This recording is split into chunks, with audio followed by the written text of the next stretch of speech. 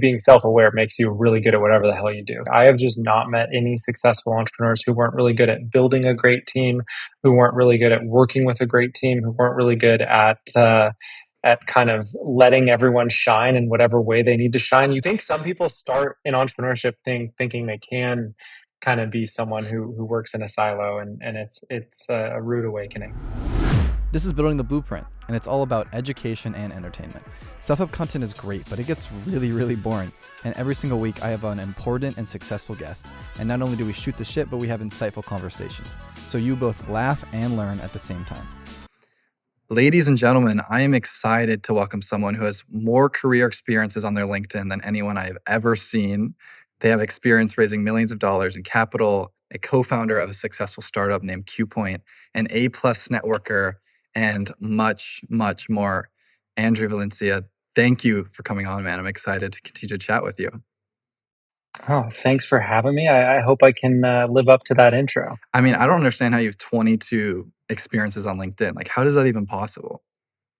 You're making me think I probably need to go back and delete some here. I think a lot of it is I've spent a lot of time with a lot of different cool people who let me come on and be in advisor roles and learn a lot. I was early in my career always trying to take on multiple things and was lucky enough to have flexibility with kind of my main role as well. So there was a lot to do and to get my hands dirty with, and learned so much from so many different people. I'm thinking back on what's probably on that LinkedIn.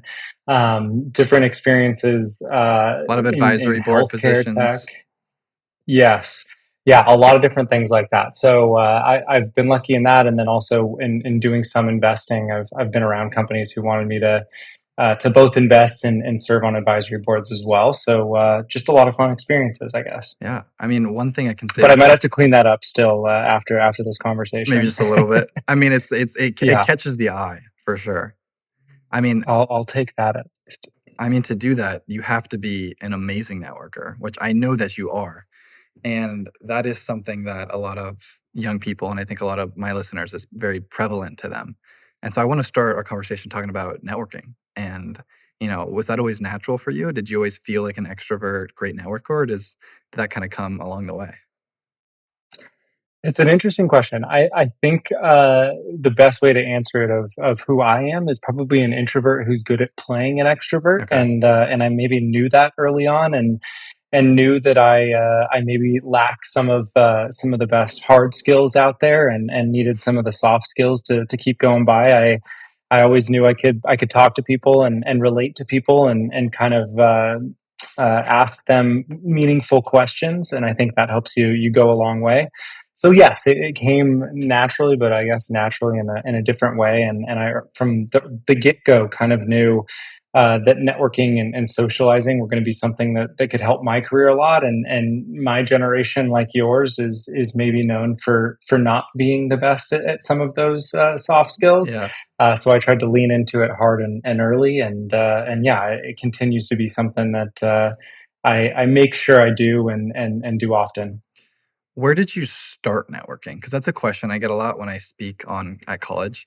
Is they're always like, okay, Nick, that's great. You gave us these networking tips, but like, I don't know who to talk to, right? Like, I'm curious for you, like, Yeah. where did you start out with?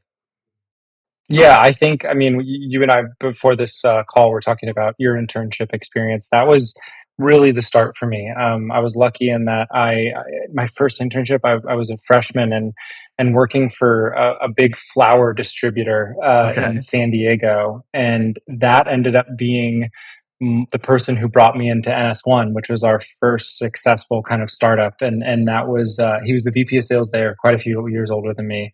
And I kind of learned there, and I kept connected with people, and people appreciated that I tried to keep a connection there. And then I ended up working at Qualcomm, kind of maybe your more traditional internship route, and made sure to stay connected with those folks. And I also used it as a reason to keep connecting with folks. So if I was an intern at Qualcomm, I maybe reached out to people who maybe knew like my parents or aunts and uncles in business and Hmm. said, "Hey, I'm interning here and learning X, Y, and Z, and I'd love to learn ABC from you." And it kind of snowballed into that. And It ended up being with NS1. Actually, specifically, my one of my lead investors in my Series B was someone who I met at Qualcomm and then actually interned for my senior year as well.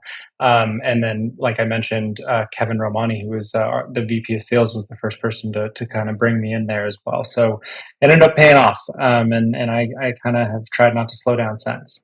That's exactly how we got connected. Was my dad knows you, and I was interested in venture capital, and I said, Dad, who do you know who's done VC things or money things? And he was like, Andrew, bang, send me a number. It worked out. So I'm one of the big things for me, which you've done very well, and you alluded to there, is staying in contact with people, because if you're a good networker, right, it continues to build and build and build and build.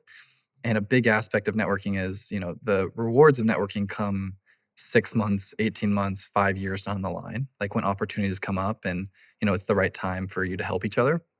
And I think a lot of people, especially my age, like talk to someone and then they assume 2 weeks later they're going to get a phone call like, hey, do you want a job? Right. And like, that's just not Oh how it yeah. works. Like, how do you keep in touch with, 500 plus, 1,000 plus people? Yeah, I don't do as good of a job as I used to, and I should do better. But when I got out of college, I started in financial advising, and something I did not love. But it quickly realized that most people who were going to be a connection and a client at the end of the day were going to be someone that I networked with. So I started out with an Excel sheet and built out an Excel sheet where I'd get reminders every 3 or 6 or even 12 months, depending on kind of who the person was. And I was a little bit maniacal about it. Again, I knew I wasn't the best at a lot of things, but I knew I could keep up with people and make time for coffee meetings, and continue to kind of meet new people.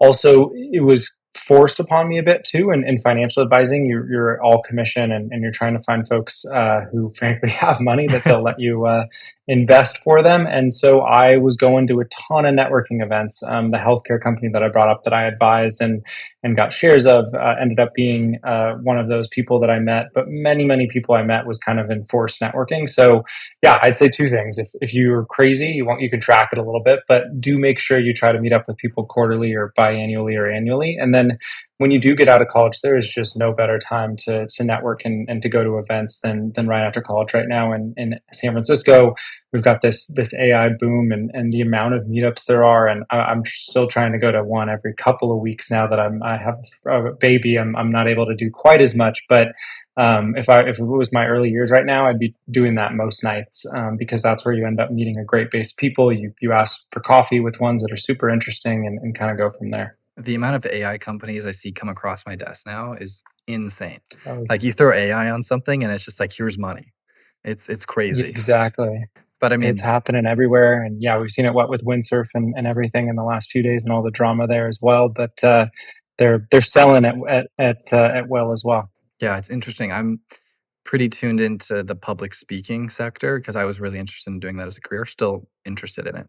But I was talking to someone, he was talking about like how 5 years ago, there's a boom where if you just threw mental health on your speech, like all the companies would hire you. And now he was saying like if you throw how to humanize things during an AI age or throw AI on there, like people will hire you.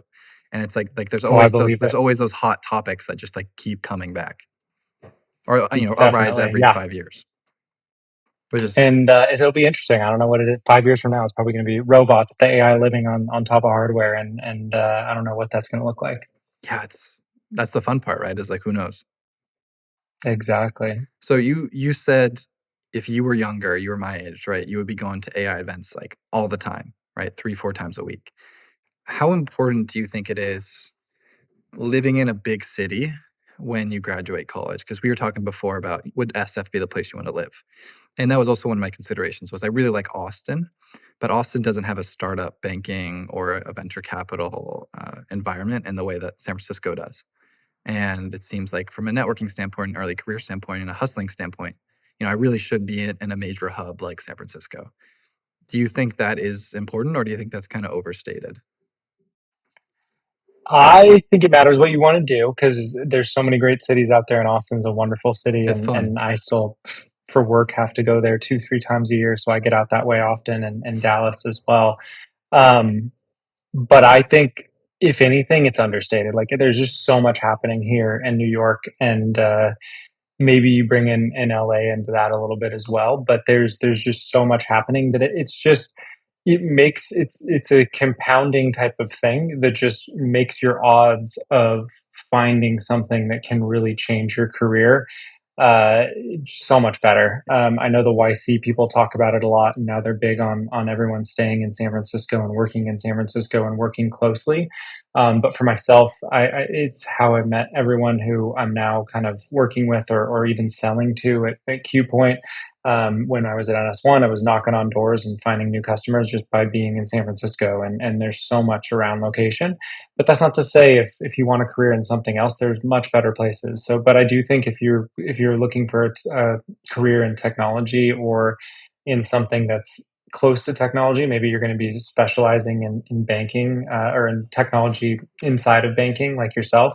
Then this is the place to be. If you want to eventually be in venture capital, this is probably the place to be. I just saw on Twitter today, like two different venture capitalists who I kind of know but follow, who are moving, one from Nashville and one from Miami back to San Francisco, just because so much of their deal flow is happening and they want to be in person. And I think actually, if not to take too much of an aside, but if I were younger, I would make sure that I had an in-office job. That would be the biggest thing. I Mm, met some of the people I'm closest with. I met some of my best friends. I met some of the people who were in my wedding, all by being in an office, all by participating in some happy hours or whatever it may be. You don't have to drink, but just socializing post work. I feel really bad for folks who are 10 years younger than me, and that hasn't been an option a lot of times, just because it's how I built so much of my network and so much of my friendships as well. And whenever I talk to a younger person who's looking for advice on their first role and maybe deciding between a few roles, I always am for the in person, and that could be in San Francisco, that could be in Austin, that could be in San Diego, wherever it is. But working cohesively with people, not only do you do all the things I just mentioned of networking and friends, but it's so much easier to learn and so much easier to see how people who are successful act. Like every early sales job I had, I always kind of just tried to piggyback on the person who was selling the most and learn as much as I could from them and kind of do things for them where they would want to invest in me and want to help me, and that's really what helped my career. yeah, it's so much easier to ask for help or be inquisitive or get people invested in you in person. 100%. Totally.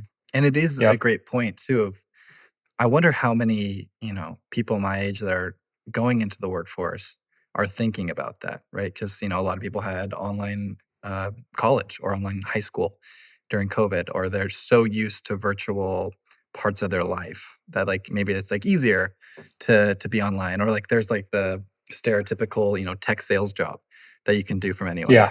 And yeah, that's a great point. I've also heard that a lot of people from places like Austin are moving back to San Francisco for a variety of reasons, one of which is they wanna be where shit's happening.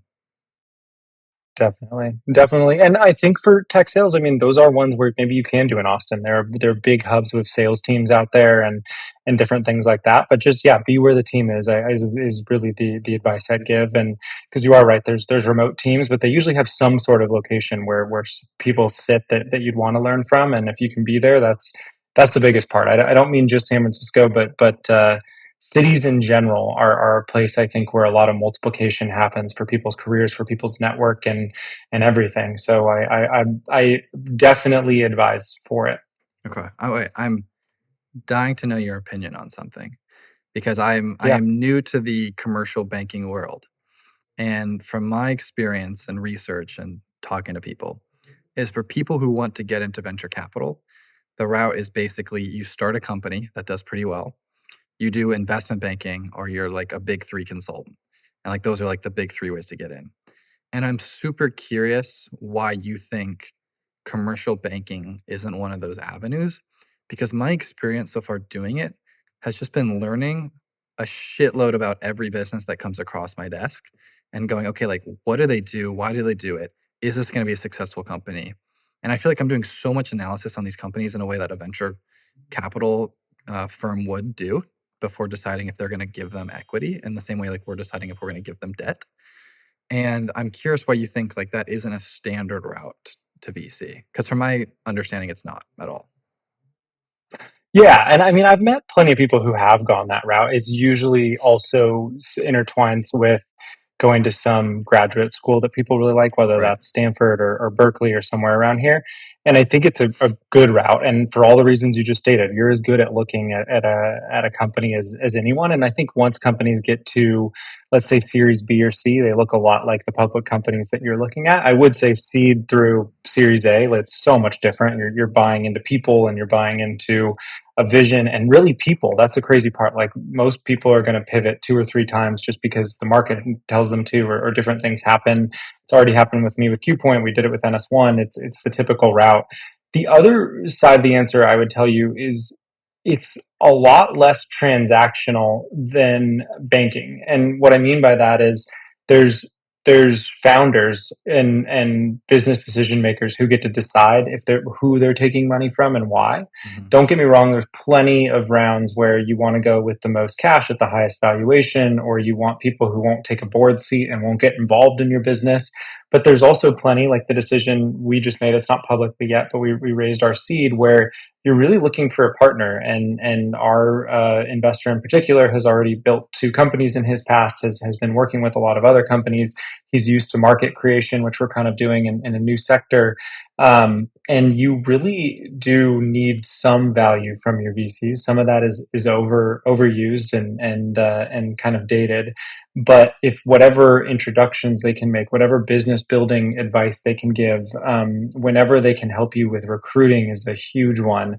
There's just all of these additional things that you can do that it's great that someone like you, after a few years experience, can look at a deal and tell me exactly why or why I shouldn't do it based on company metrics and also your knowledge of the space. But there's something to be said for people who've kind of been there. And the VCs who I work the closest with, minus one, who's an amazing networker, and that's kind of where I think he stands out, have all built business previously and been around startups a lot. And I think that is kind of the main difference, is that you're also looking at the other side of the deal, which is the founders deciding, and they're commonly looking for people that they think can be someone who helps beyond just cash.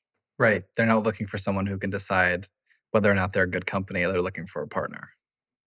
Yep. And it does matter. I mean, if you're leading rounds, that really matters. A lot of times when you take additional cash, you're kind of just trying to either load the round, or maybe you're taking it from a corporate VC. And those types of people do need to just get really good at deal analysis. And I think there's just a lot more ability to do that there. And frankly, the one person I'm thinking of is at a corporate VC, so it makes sense because they bring the logo in and those connections, and then they're able to decide on what looks like a great deal.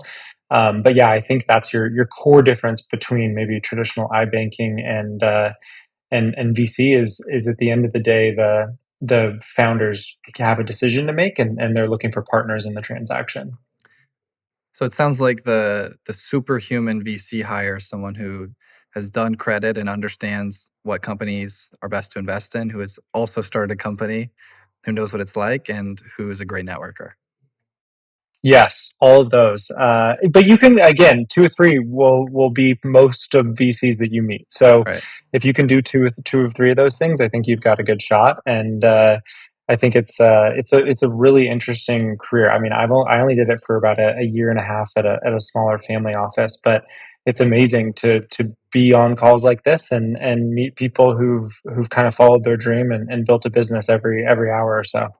And correct me if I'm wrong, but when you were in the space, you raised north of seven figures at times, right? Yeah, both at NS1 and also on the venture slash family office side. So can you run me what that's like? I mean, that is such a crazy experience and cool experience. And I'm very curious to hear more. Yeah, so when I was at NS1, we did I did a good amount of our fundraising, and we ended up raising over $100 million in total, or just around, I should say. And it's definitely intimidating at first, but it makes it easier when one. I was kind of learning from founders at that point. I really was the networker who was kind of making the introductions happen, and then being a bit of a fly on the wall, and then continuing those conversations with the people who I had brought in, Hmm. one of which I mentioned earlier, who I'd worked with at Qualcomm. The other one who I randomly met playing TPC Harding on a day during COVID, I think. And we hit it off, and he ended up being our lead for our Series D. Wow. But it's intimidating at first. But I do think when you raise money from the company side, you have so much to show that it makes it easier. I think from a fund side, especially a newer fund, again, it becomes more of investing in the people and their track record. And I found that to be definitely harder. But on the company side, especially in the later stages, you have a track record, you have how much revenue you've been able to grow each quarter and each year. You have a technology that is usually kind of graded in the space, whether that be on G2 or Gartner or whoever it might be, has been looking at your tech and kind of telling the market how great it is. You have customers who are willing to speak on your behalf. There's just so many more inputs to kind of validate where you are and how much you're worth, that it's a little bit easier. On When we were raising for venture capital and family office, it really was, so what have you done? What deals have you done? And at that point, we'd only done a few. So it was really kind of talking about a thesis and why our thesis was different, and why we could get into companies. And I was the partner who was kind of responsible for working with companies on the go-to-market side and the business side. And we use that a lot in past experiences. So it was a lot more selling ourselves. I feel like with company fundraising, it's selling yourself from maybe pre-seed to seed, or maybe even A. But beyond that, you get to kind of fall on the company's success over whatever timeline it might have been. And company side being a deal by deal basis, raising money to invest in a specific company you found, and fund being them giving you money to then go out and find companies to invest in. Correct? Yeah, or sorry, but my terminology there, the company side would be like being the actual business who is fundraising. Oh, I got you. Raising And funds then for your own business. Got you. for NS1, which is where I was going with that. I Right. apologize. And then on the fund side, you're correct. Just a pool of funds to make a certain number of investments based on what kind of check size you're going to write, and how many deals you're looking to do per year, per quarter, whatever it might be. What's the process like getting in front of those individuals, whether it's an institution or a very wealthy individual, people that are difficult, I imagine, to get a hold of and get time with? Like, how did you navigate that? Did you kind of just start with connections and then kind of slowly leapfrog your way to them? Did you just go straight for it? Did you just throw up a Hail Mary? Like, how did you do it? Yeah, so this one again was a bit unique in that it was a family office who also was kind of spinning out a venture side. So we had millions of dollars to start with, and we had a very wealthy family to start with as well. Got it. So we naturally started with their connections and our own connections, and kind of spun out from there, like you said. Started going to a lot of different conferences. This family specifically was out of the Middle East, so we met with other families who were in the Middle East who were kind of looking to deploy capital in America, but also looking for people who would be open to VC type deals in the Middle East as well. So that was our where we played, and kind of making our portfolio half here and half in the Middle East. So we use connections on both ends, but it really was specific around Middle Eastern family offices who wanted to get their money in technology. There's a lot more happening out in Saudi Arabia and all parts of the Middle East right now when it comes to startups, but they still do like to be in California specifically, and the States as well. So it was really kind of snowballing our connections, the family office connections, and seeing where we could go from there. And like I mentioned, some conferences and different things too. But I do think the power of a network is what comes in handy whenever you're looking for cash of any sort, and to start or raise for any business.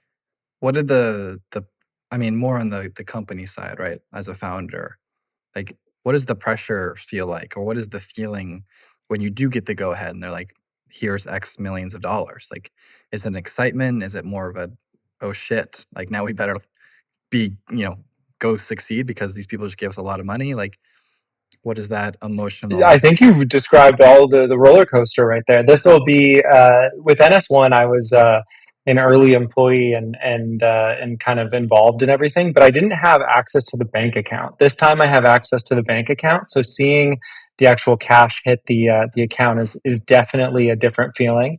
And I think you're right. It was a mix of wow, we did it with oh, we got to go do this now and prove it out, because frankly, we're pre product market fit, meaning we're pre kind of really proving out a repeatable sales process and repeatability around what we have. People are buying more into a vision and a future that makes sense to have our security offering.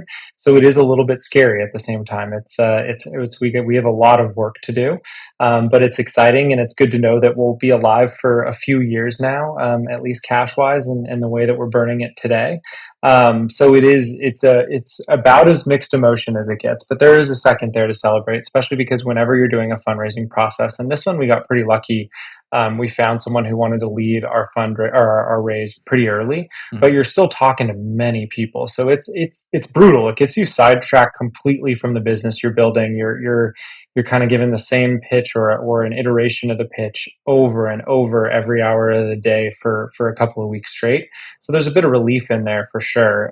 But yeah, it's a mix of elation and additional stress to really like how are we going to now get it from this point to where we know we can get and to where we sold a fund on our ability to get, but how are we really going to accomplish it? Did you walk around town a little straighter, a little taller after that? After seeing the bank account?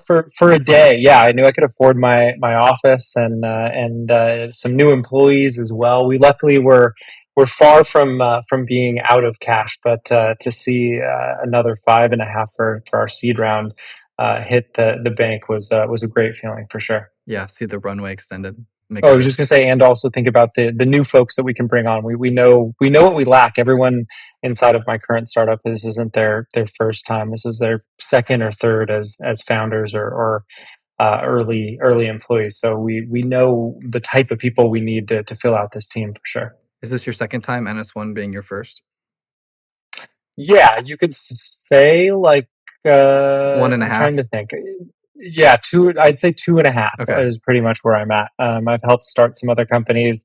I even started a company when I was in college, but Eimburse. It was basically Venmo before Venmo existed, but I was going around trying to sell Girl Scout troops on it and soccer team moms and things like that. And then also I've helped other folks start their businesses. So we'll call it 2.5. And what happened with the Girl Scouts?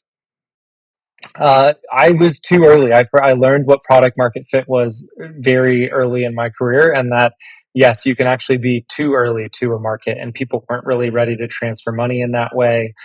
They weren't ready to put in their banking details and use something. And it was before mobile phones were as prevalent. They were very prevalent. We had the iPhone, we had everything, but people weren't used to doing all their banking on their phone and everything else at that point. And what I'm was that, like 2009? okay, so you were early. Yeah, That's impressive. very. Yeah, wow.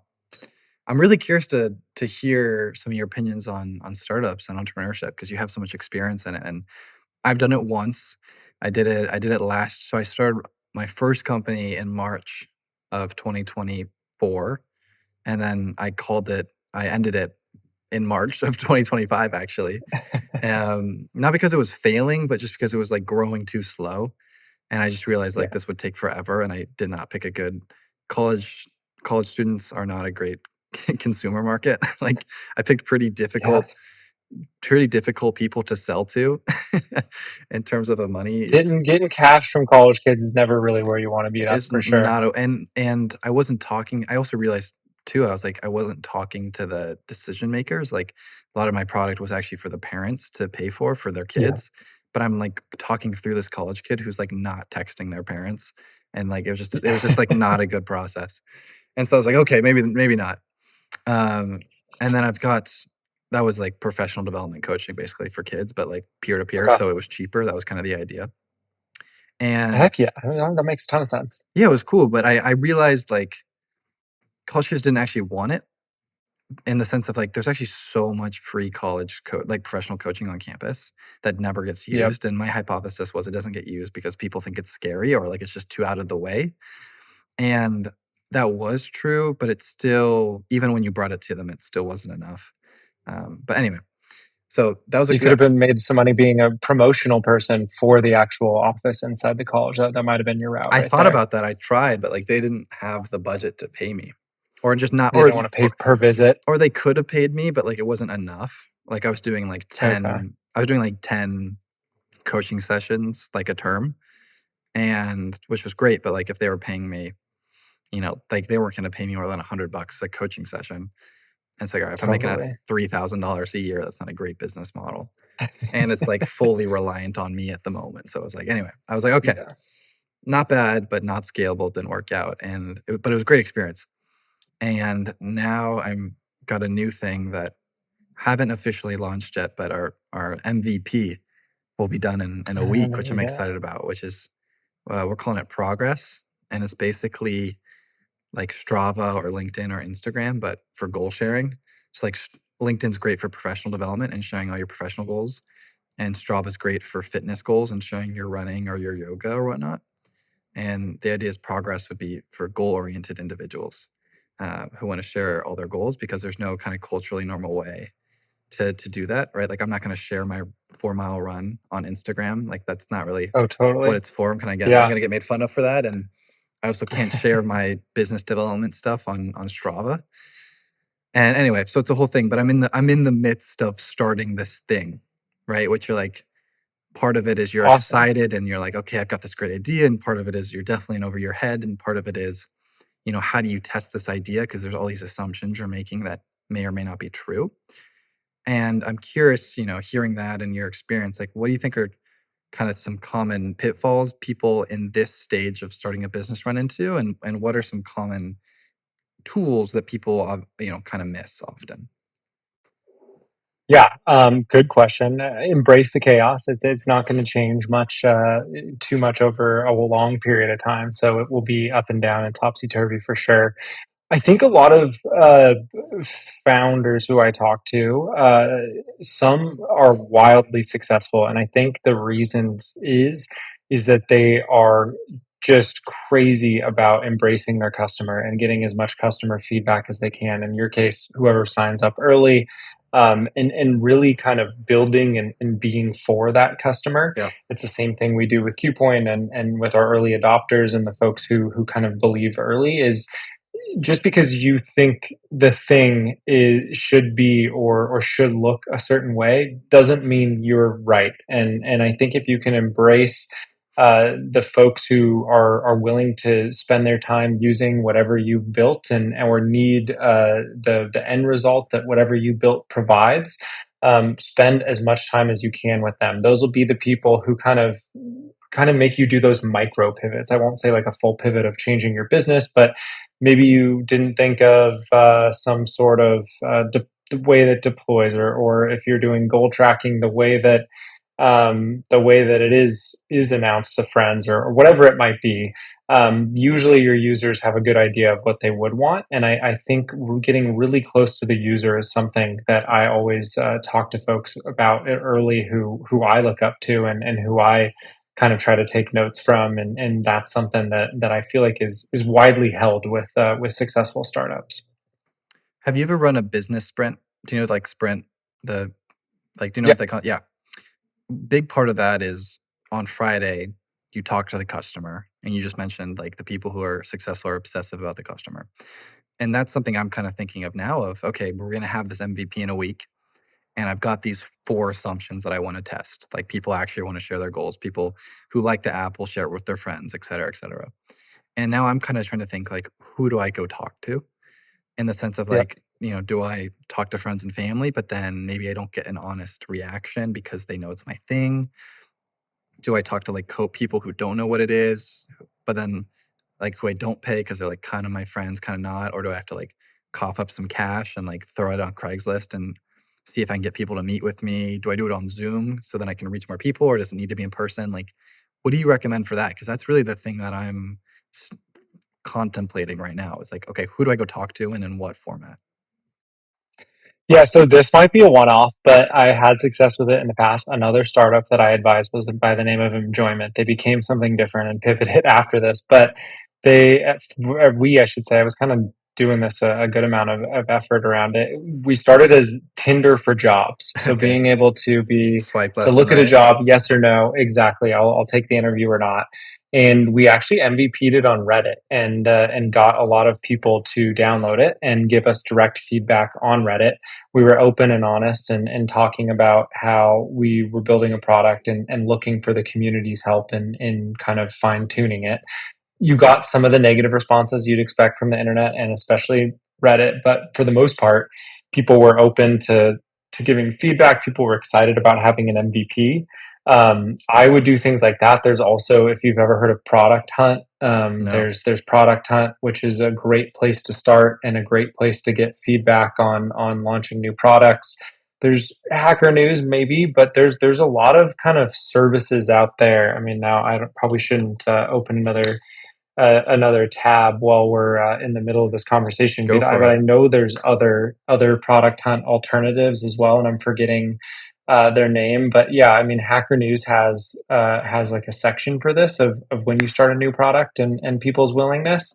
There's a good amount out there where people will give you honest feedback as long as you do have something that's engaging and something that they do care about, and that's what I've found is you're right. If you take it to your friends and your family, you're only going to get so much. Maybe you have someone who, like my dad's always the toughest critic, so I'll take it to him always. But if you don't have that, getting it to the actual world who's going to use whatever you built is the best route.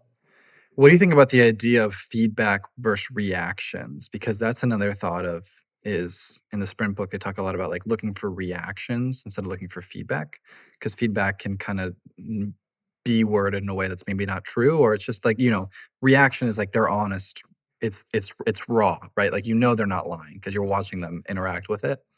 um what do you think about the idea of like going to a local gym and just like finding people as they walk out and trying to recruit some of those people to interact with it, even if it's only for like 60 seconds.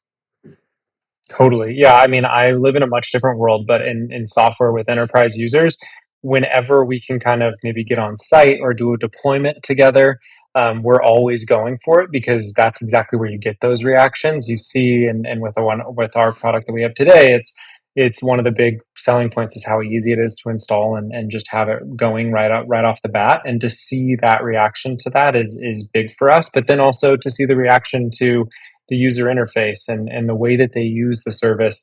I think a big part of all of this is people are going to maybe sometimes take something you built and used it in a way that you never even thought they would, and to be able to kind of see that, like you said, before feedback and when it's happening is just so helpful. Yeah. Do you think I should go for individuals that I think are going to be the ones day to day using the app and focus my time there?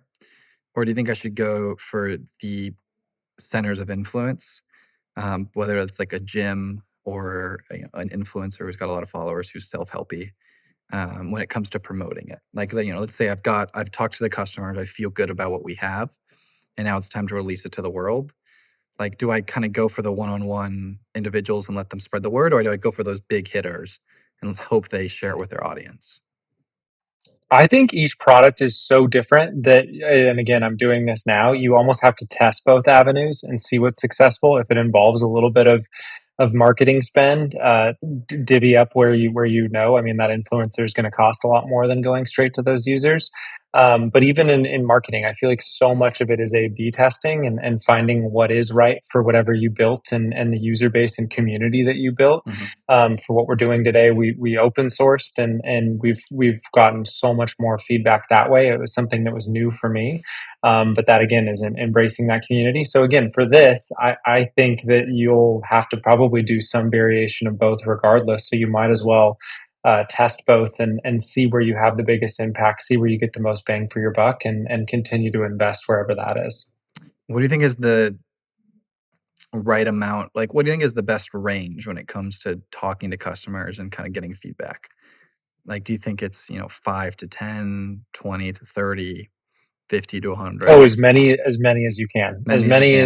as you have time for. Okay. I mean, ideally, this is going to blow up, and you have thousands of users, so you can't go talk to them all. But no matter what it is, if it's the Reddit post or product hunt, if you can talk to almost everyone, you really should, especially if they become kind of your power users, if you will, the people who will open it up and use it each day. Understanding how they're using it, why they're using it, what they like, what they don't like is extremely valuable. And even as a founder, even if you are the technical builder, I think it makes sense to really know what the customer is gaining from it. How do you handle your um, what's it called? Momentum lows, lags? Because that's something I've experienced before where you're like, I got this great idea, this can be great, it's going pretty well. And then you're like, fuck, I hit a wall. Or like, this is not moving Yeah. as fast as I want. Like, how do you kind of deal with those emotional swings and identify like, hey, this is just, a little hitch in the road versus, hey, like this is a problem? This startup has been a good example of that. Like, it hasn't been the easiest road. I won't lie to you. We've been at it for a couple years now, and like finally really found our footing, and also finally found our identity. For a long time, I was trying different things and thinking we had it, and building something different because of customer feedback, and completely changing what we were based on what a bunch of, again, my world's different, but enterprise customers were looking for, and what they needed to solve. So it's tough. There's been times where I question why I do this, and how long I'll be an entrepreneur. I won't lie about that. But I do think in embracing those lows, and trying to understand why you're there and what you might need to change can also be some of the biggest and most powerful times in any startup's life. Of, hey, how did I get to rock bottom, and where can I get myself off this mat, and what's really going to help me climb that mountain again, and to use all the metaphors at once, but to kind of uh, really seek inside of yourself and inside your team, if there's a team, of what can we do from here, can again be super powerful. But it's hard. I mean, I think a lot of being an entrepreneur and a lot of being around startups is getting off the mat. Like, you hear of the crazy successes that happen within a month or two, and I think in AI we're hearing about it even more right now, because there are companies that are going from 0 to 10 or 0 to 20 or 0 to 100 million in a few months of revenue. But that is by far the edge case. And I think if you can remind yourself that, and understand what makes you and your team unique, and keep building towards a different place, it's helpful. But I mean, to really get back to your question, I think it is embracing the lows, and knowing that there's also usually a high somewhere near around the corner. It might not be tomorrow, it might even not be next week, but if you keep at it and you're building something important, you've at least gotten one company or one person to say, I would use this every day, then keeping at it is a big part of it. Yeah. I feel like a big part of it for me too is not getting too high during the highs and remind myself, like just trying to like stay at a happy medium. So it's like not too low at the lows, not too high at the highs, like just kind of enjoying the process of it. And Definitely. but it happens all the time. Like I was actually doing that with my Instagram account the other day because I have like a professional Instagram account in which like half of the 75 80% of the reason is because I just want to post things that I like and that I think will help people, and then 20% is like, okay, I want some fucking followers, right? Like I want to Yeah. you know leverage that. And I remember like 10 days ago I was like, I got this great new idea and I'm going to do it and it's going to blow up. And I've been doing it for the last 10 days and nothing's happened. It actually got worse. Like my engagement got worse, and it's like total roller coaster of like, okay, like do you stick with it? Do you just remind yourself why you're doing it? Anyway, great answer. It's No, I think what you said too, of like staying at that average, is definitely a big part of it, because with every fun and good meeting or good week, there's a not so great one around the corner. yeah, yeah, absolutely. Well, I wanted to talk a little bit about what was the thing I was going to talk about. I completely forgot what. I had a Qpoint question for you and then I lost it. And it's not that interesting for your younger audience, anyways. We're doing infrastructure and security stuff. Can you expand? Give me like the 60 90 second summary. I could probably give you even shorter than Okay, that. hit me. We help large businesses basically understand where their data is going when it comes to third party applications. So the way that applications are built, whether I'm looking at my computer talking about Spotify or Zoom or Slack or whatever it might be, is they have their core application, but then they rely on many other applications that do different parts of what makes their full stack. But there's never really been a good way to, one, kind of monitor and understand what's happening with all of those applications, but two, understand what data you are sharing with those applications. And that data is usually encrypted, which is great for security, means no one can see it, but also it means no one can see it. It means bad actors can get inside of your application and send things out. It means that the wrong type of data can be sent out. So now with things like the adoption of AI, being able to understand, am I accidentally sending customers credit card data or social security or whatever it might be to a third party application has become kind of more important than ever. Great. That sounds like the next billion-dollar company to me. Yeah, we'll see. Well, we shall see. If so, we'll do a continued version of this. Yeah, fingers crossed. Part two. So, Yes. so we've been talking a lot about entrepreneurship, and I think a really common question that you see interviewers ask these successful, startups and businessmen is, what are the qualities that make a great entrepreneur? And I think there's a lot. If you watch those videos, like you see all these different answers. And so I kind of want to flip it. And I'm curious, what do you think are, 1 to 3 qualities that actually make someone not an entrepreneur? Like, because everyone Yeah. everyone wants to be one, but like, what are like 1 to 3 that actually hold people back? Being self-aware makes you really good at whatever the hell you do. So it's also true that not everyone can be an entrepreneur.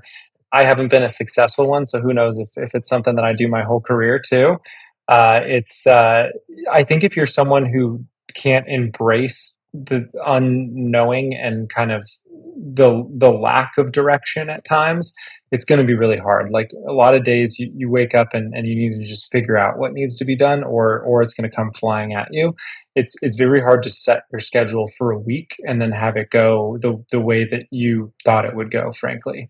So anyone who deals better with structure than with kind of things flying all over the Chaos. place is probably, yeah, exactly, a better way of putting it. Is going to struggle. So And super then I also adaptable. think, yes, we'll go with super adaptable. Okay. And then also the stick to itness of it. Again, being self aware, like some people are really good at building or really good engineer or really good at finance, but when things go badly, like it, it really can affect them. And you just talked about it. There's so many downs with this, and sometimes there's more downs than ups, frankly. And you need to be able to embrace both. But if you're someone who maybe needs a little bit more steadiness than that roller coaster ride, you also will struggle. So I'll depend on you for labeling that better. Yeah. But that would be my second one. Don't be so if you're rigid, that's a problem, and if you're emotionally sensitive, that's a problem. Here we go. I like both of those. Any last ones? Um, I think the last one is also someone who is really good at working at a team. Like I have just not met any successful entrepreneurs who weren't really good at building a great team, who weren't really good at working with a great team, who weren't really good at kind of letting everyone shine in whatever way they need to shine. You can only do so much, and surrounding yourself with other great people is one that I really believe in, and I'm doing it right now. And I was lucky enough to kind of, I was the sixth person in NS1, so I was lucky enough to be part of that core team. But there was already 4 or 5 great people built out before I got there, and it was kind of building on top of what they had, both in a cultural type of way, but also in the business they had built too. Yeah.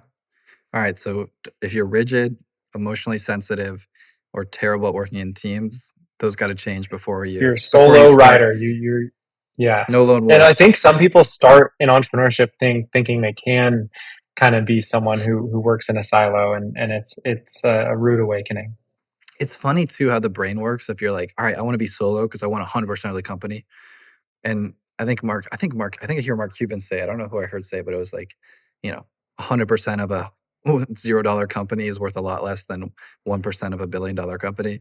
Exactly. Yeah. And I mean, we're even seeing it in crappy situations, honestly, with these AI companies getting kind of M&A'd, but kind of not, where they're bringing in the whole dev team. While there are many employees who are kind of getting screwed over, there's still big teams that are being recruited out of this. And I think it does show that teams, whether they're teams of devs and engineers or teams of the entire company, really do matter. Yeah, the whole, founding group aspect is really interesting. I'm doing that. This is the first time I've done that because when I did my first business, it was just me. And now I've got a co-founder who I kind of had the idea and then I was like, okay, I don't know how to code at all. Like I cannot build an app or a website. And I was like, I need a Steve Wozniak. And it's a super interesting balance of like, I'm trying to find the balance of like being super collaborative and being super like 50-50, and then also being like, okay, well, I also kind of like have this vision for it. And like, I want to lead us this way. And like taking charge in that way. And I haven't had any resistance to that, but like, I also just don't want to be like a dick and be, like, Yeah, so it's an interesting balance of like when it's so early and so much of it is setting the course, or like those big companies, like the course is already set, like, where you're going. And totally. I'm counting. Have you run into that a lot of like, butting heads or trying to like keep the cohesion when you're making these big decisions about the future?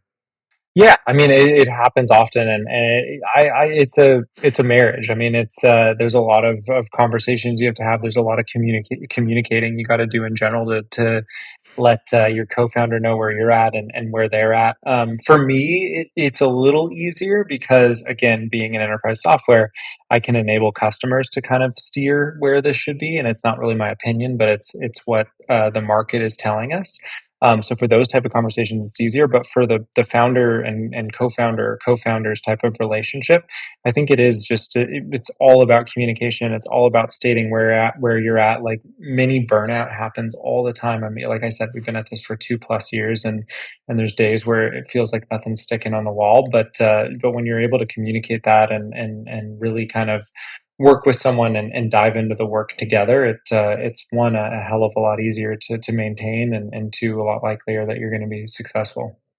One of my favorite insights from a conversation I had on this podcast, which is not out yet, listeners, coming soon, but it's from this guy, Jake Weather. You know Sheer ID? I don't think I do. No. It's like, so if you go to Home Depot and you're a veteran, you're like, I want the veteran discount. Like, like, how do they know if you're actually a Oh, veteran? Or if you go for ChatGPT, just gave all the students like free chat for a month.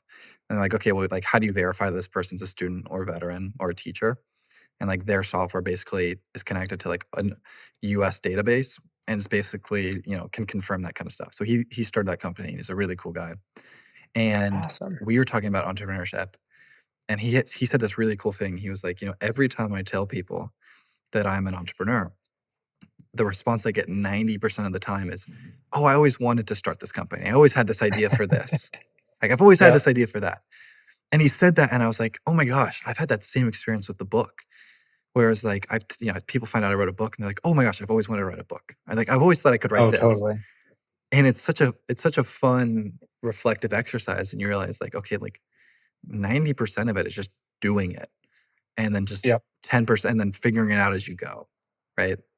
And No one knows all the answers, and yeah, figuring it out every day is still what I do. and it's great for your career too. I think that's a superpower I have. I've said it on many podcasts of like, I don't feel intimidated by managers or CEOs or people like that. It's like I know that they're way more qualified than me, way more experienced than me, way more knowledgeable than me. And like I don't want to be cocky, but like I also know like they're a human being and they were 21 Yep. once and they don't have it figured out. They just have it more figured out. And I think that's great for anyone earlier in their career and like networking and trying these new things of like, hey, like no one has it figured out. Like you're good. So it's gonna be okay. You go and work in a startup and then go and work in a big company, and like, yeah, there's guardrails and people kind of know where they're going, but no one really knows what the fuck they're doing. They're just figuring it out day by day, and kind of getting better day by day, I think, is all you can really do. There's the first F bomb. I was waiting for it. Yeah. Well I waited used. till we got closer to the end. Yeah, you waited till Wanted right it up there to for the end. I emphasis. like it. All right, well, we're gonna wrap it up on that. I thank you for coming on, Andrew. Before we call it, I ask every guest at the end of every episode to tell us one of their favorite stories. And it can be anything. It can be a story from your life. It could be a story you heard. It could be about a movie or a fictitious, story. It could be anything. But would you mind telling me one of your favorites, one of your favorite stories that comes to mind? When I kind of took ownership of again, this was at NS1, so I was 23 or 24 at the time. Was the co-founders told me I was going on this great trip to China to represent us with Alibaba, and it was at their conference. And in the airport, I was told I was giving a talk to quite a few people. They didn't know how many, and to put together a presentation about NS1 and myself and what we were doing and all of these things.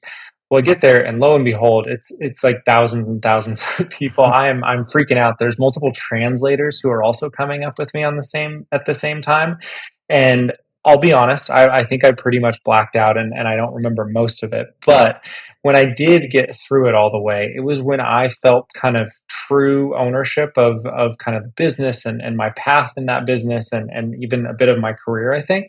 And I tell that story just because of the different themes of where we've gone today. But I think kind of putting yourself in uncomfortable situations, knowing that you don't know the answer, that you don't know the best presentation you can give, but just doing it is how you get through a lot and to a lot of new things.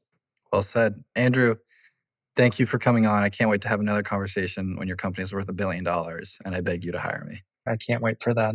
Great. All right. Thank you for coming on. Thank you, listeners, for listening. Until next time.